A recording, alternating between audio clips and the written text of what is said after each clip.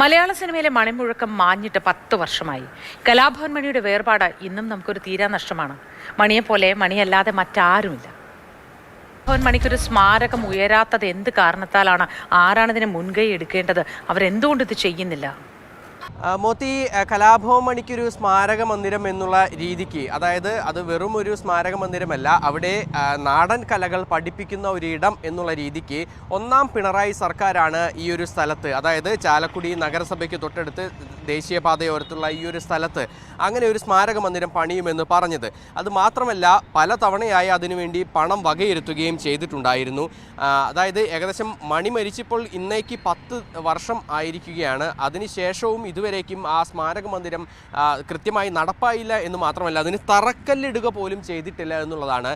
മാത്രമല്ല, ഇതിൻ്റെ നിർമ്മാണോദ്ഘാടനം 2025 മെയ് മാസത്തിൽ മന്ത്രി സജി ചെറിയാൻ നടത്തുകയും ചെയ്തു. പക്ഷേ നിർമ്മാണോദ്ഘാടനം നടത്തിയ സ്ഥലമാണ് നമ്മൾ കാണുന്നത്. ഒരുപാട് വാഹനങ്ങൾ ഇവിടെ പാർക്ക് ചെയ്തിരിക്കുന്നു. മറ്റൊന്നും തന്നെയില്ല, ഒരു ബോർഡ് പോലും ഇവിടെ വെച്ചിട്ടില്ല എന്നുള്ളതാണ്. ഇപ്പോൾ മണിയുടെ സുഹൃത്തുക്കളുണ്ട് നമ്മളോടൊപ്പം. അവർ വലിയ പ്രതിഷേധത്തിലാണ്. അതായത് മണിയോട് ഒരു അവഗണനയാണ് കാണിക്കുന്നതെന്നാണ് പറയുന്നത്. ഈ ഇത്രയും കാലമായി ഇവിടെ സ്മാരകം പണിതിട്ടില്ല എന്ന് മാത്രമല്ല, 2017 ഫണ്ട് പാസ്സായത് 1.5 കോടി. പിന്നെ അത് നമ്മുടെ ദേവസ്വ MLA ആണ് ആ ഫണ്ട് അവിടെ ഗവൺമെൻറ്റിൽ നിന്ന് വാങ്ങിച്ചിരുന്നത്. പിന്നെ അത് 3 കോടിയായി. സ്ഥലമെടുപ്പുമായി കുറച്ച് തർക്കം ഉണ്ടായിരുന്നു. ആ തർക്കങ്ങളൊക്കെ പരിഹരിച്ച് നമുക്ക് ആവശ്യപ്പെട്ട 15 സെൻറ്റ് കൊടുത്തു. പക്ഷെ ഒന്ന് ആലോചിച്ച് നോക്ക്, കലാഭവൻ മണിയുടെ പേരിലുള്ള സാംസ്കാരിക കേന്ദ്രം, അത് നമ്മുടെ ഫോക്ലോ അക്കാദമിയുടെ ഉപകേന്ദ്രമാണ് ഇവിടെ വരാൻ പോകുന്നത്. നമ്മുടെ തലമുറയ്ക്കും കലാകാരന്മാർക്കും ഒക്കെ ഏറ്റവും പ്രയോജനമാകുന്ന ഒരു സാംസ്കാരിക കേന്ദ്രം. ഞാൻ പറയാൻ എൻ്റെ മനസ്സൂരിക്ക് പറയണേ, ഇതിവിടെ വല്ല ഇത് നടക്കാതെ പോകുന്നത് വളരെ വിഷമമുണ്ട്. ഇത് വല്ല ഇവിടെ ഒരു ബിസിനസ് സ്ഥാപനമാണ്, അല്ലെങ്കിൽ ഒരു കോംപ്ലക്സ് ആണ്, കച്ചവട സ്ഥാപനമാണെങ്കിൽ ഇത് പണ്ടേ വരും. ഇത് ബിസിനസ്സല്ല, ഇത് സാംസ്കാരിക കേന്ദ്ര കലാഭവനിയം എന്നുള്ള സ്നേഹിക്കുന്നവരെ ഇഷ്ടപ്പെടുന്ന ഒരു വലിയൊരു കേന്ദ്രം ചാലക്കുടി ഞങ്ങളൊക്കെ പ്രതീക്ഷിക്കുകയാണ്. ഉപകേന്ദ്രമാണ്. ഇപ്പോൾ തറക്കല്ലിടൽ ഒരു വലിയ ചടങ്ങായിട്ട് നടത്തിയിരുന്നു. മന്ത്രി സജി ചെറിയാൻ, സാംസ്കാരിക മന്ത്രി തന്നെ നേരിട്ടെത്തി നടത്തിയിരുന്നു. എന്നിട്ടും ഒന്നും ആയിട്ടില്ല. ഇവിടെ ഒരു ബോർഡ് പോലും കാണാനില്ല. ഒരു ബോർഡില്ല. വണ്ടികൾ പാർക്ക് ചെയ്തിട്ടുണ്ട്. ഇവിടെ വണ്ടികൾ ഇങ്ങനെ പാർക്ക് ചെയ്തുകൊണ്ടിരിക്കുന്നുണ്ട്, അല്ലാതെ ഇവിടെ ഒന്നും നടക്കുന്നില്ല. ഈ നിശ്ചലാവസ്ഥമായി ഞങ്ങളെപ്പോലുള്ള കലാകാരന്മാർക്ക്, നാട്ടുകാർക്ക് വളരെ വിഷമമുണ്ട്. കലാഭവൻ മണി അതുല്യ പ്രതിഭയ്ക്ക് വേണ്ടി ഇത്രയും ഫണ്ട് സംസ്ഥാന സർക്കാർ ചെലവഴിച്ചിട്ട് ഇതൊരു കാര്യം നടക്കാതെ പോകുന്നത് എനിക്ക് ഫോക്കുലർ അക്കാദമി അതിൻ്റെ നിയന്ത്രണം ഏറ്റെടുത്തിരിക്കുന്നത്.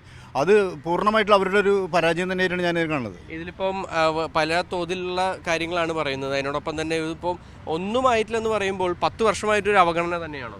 ഞങ്ങൾ ഒരു ദിവസം ഇവിടെ എല്ലാവരും ഓടിക്കൂടി. കാരണം JCBകൾ വന്നപ്പോൾ ഞങ്ങൾ വിചാരിച്ചു ഇത് തറക്കല്ലിടാനും ഇതിന് പണികൾക്ക് വേണ്ടിയിട്ടാണ്. പക്ഷേ അത് അവരുടെ ഒരു സ്റ്റാൻഡാക്കി മാറ്റാനായിരുന്നു പിന്നീടാണ് അറിഞ്ഞത്. അതുകൊണ്ട് ഏറെ വിഷമമുണ്ട്. കാരണം ചാലക്കുടിയിൽ ഇത്രയും വലിയൊരു കലാകാരൻ പഠിച്ചു വളർന്ന സ്കൂളിൻ്റെ ഒരു മൂലയിൽ, അവൻ കളിച്ചു വളർന്ന ഒരു മൂലയ്ക്ക് അവന് വേണ്ടി ഒരു സ്മാരകം ഉണ്ടാക്കുക എന്ന് പറഞ്ഞപ്പോൾ ഞങ്ങളൊക്കെ ആഗ്രഹിച്ചു. പക്ഷെ അത് വെറും പാഴ്വാക്കുകളായിരുന്നു എന്ന് മാത്രം. ആദ്യം പറഞ്ഞത് 6000 സ്ക്വയർ ഫീറ്റിൽ ഒരു സ്ഥലം ഒരുക്കാമെന്നാണ് പറഞ്ഞത്. ഇപ്പോൾ കേൾക്കുന്നത് അത് 3000 ആയി എന്ന് പറഞ്ഞു. 3000 ഏതെങ്കിലും ഒരു തരത്തിൽ അവന് വേണ്ടിയിട്ട് ഇതിവിടെ ഒരുക്കിയാൽ ഈ ചാലക്കുടിക്ക് ഒരു വലിയൊരു അഭിമാനമായിരിക്കും എന്ന് മാത്രം. കാരണം ഇതിന് ശേഷം ഒരുപാട് പദ്ധതികൾ ഇവിടെ വരികയും അതൊക്കെ പൂവണിയുകയും ചെയ്തത് അത് ഓരോ രാഷ്ട്രീയ കക്ഷികളുടെ താല്പര്യത്തിനനുസരിച്ചിട്ടാണ്.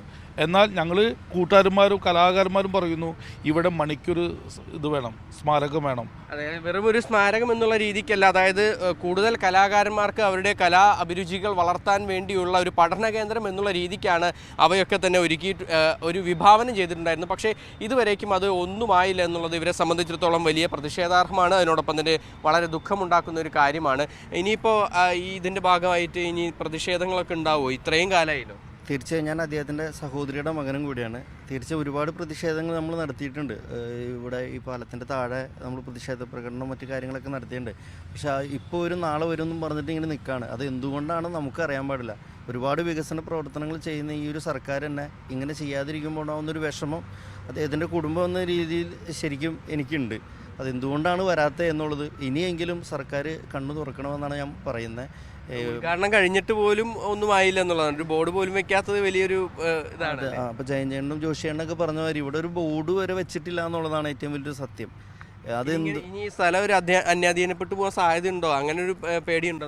അതിന് ശരിക്കും അങ്ങനെ പറയുകയാണെങ്കിൽ സത്യത്തിൽ പേടിയുണ്ട്. ഇതൊക്കെ ഏത് രീതിയിൽ പോവും, എങ്ങനെ പോകും എന്നറിയില്ല. കലാഭവൻ മണി സ്മരണയെ പോലെ കലാഭവൻ മണിയുടെ സ്മാരക സ്മരണയായിട്ട് പോകുന്നൊരു പേടി ഞങ്ങൾക്കുണ്ട് സ്വാഭാവികമായിട്ടും.